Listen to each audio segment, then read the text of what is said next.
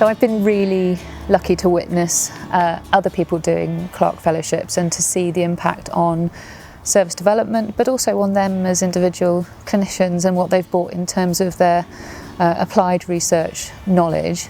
And I work for children with acquired brain injuries, and these are children with significant, complex, long-term needs.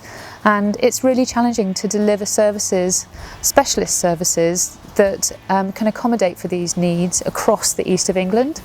So my fellowship worked with the engineering design service in the Department of Engineering at Cambridge University and the Clark to really think about how, with commissioners, we could structure a service that would meet children's needs. And the project was a scoping project to look at what were the needs, what resources were already there, and how our service, the CCPNR, could work best for children with brain injuries in the community. I've been really lucky to get to do a Clark Fellowship, and it's really helped our services for children with brain injuries in the east of England. And I'm here with Kate Seiler, who is in the middle of her fellowship at the moment. Kate, how's it going?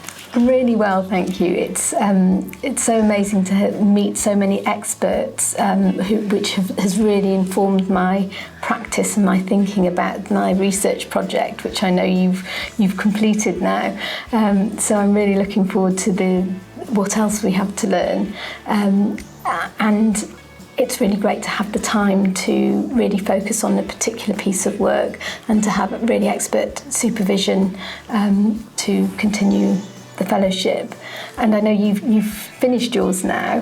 What kind of impact has that had on your clinical work and your work in the service? It's had a huge impact. It's been great to be able to go back to commissioners, to work with the team, to think about how we can best meet the needs of children with acquired brain injury. It's made a really big difference already. I would like to do another fellowship now. I'm ready to come back. Yeah.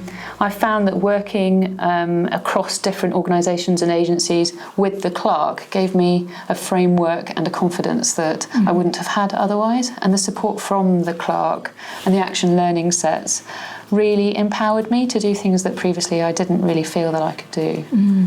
Incredible. Yeah. And I know that the Clarks really had a huge impact on the development of the whole service from how it was created in the first place. Yeah.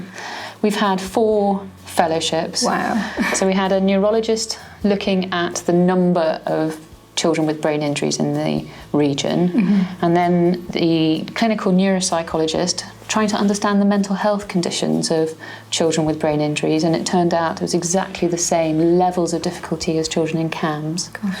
And then the 3rd fellowship was our fabulous speech and language therapist, Jill Shrivat, looking at if we can look at the clusters that predict the level of need for these young people.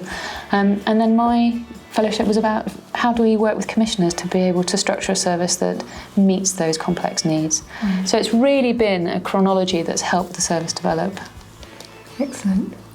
So I need to thank you, Jill, for your fellowship and all that it's brought to the service and how we've been able to use it to shape services for children with brain injury in the east of England. How did you find your Clark Fellowship? So I was slightly unsure when I started because I was a speech therapist going into a world that I thought would be mostly people who'd done research before, probably had more skills than me. As part of my training, I didn't actually have to do a research project or a dissertation. So I felt like I was starting right at the beginning. But actually, when you're in the Clark, that doesn't really matter so much. Everyone's coming from a different place with different skills, and the Clark provides incredible expertise. I mean, what a privilege to have access to those knowledgeable people, but also people who are obviously skilled in making you feel like you are where you need to be, and that everyone's on a journey of improving their research skills, and also you're doing research that's going to impact on the patients that you see. I mean, that's the best kind of research for me, so I was really happy to be able to do it. You've brought so much to the team. Tell me, what's the secret to the action learning sets? Oh yeah, so I did tell you that I enjoyed the action learning sets. So I think They're run really effectively. They challenge you, they take you out of your comfort zone, but they also bring about answers you're not expecting, and they give you loads of techniques that you can take away and use both in a clinical setting or within team discussions around how to evaluate your service, your own life. I mean, they're really helpful. Your whole life. Your whole life. Yeah, it changes everything. So top tips for an ARC fellowship in the east of England. Take some time out and have a think about what you want your project to be. Really formulate your ideas and then go and get some feedback.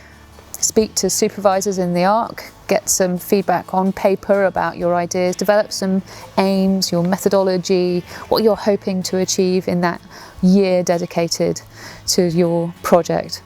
So think about what you want to achieve for your service, for the patient group that you're working with, but also think about what you want to achieve personally.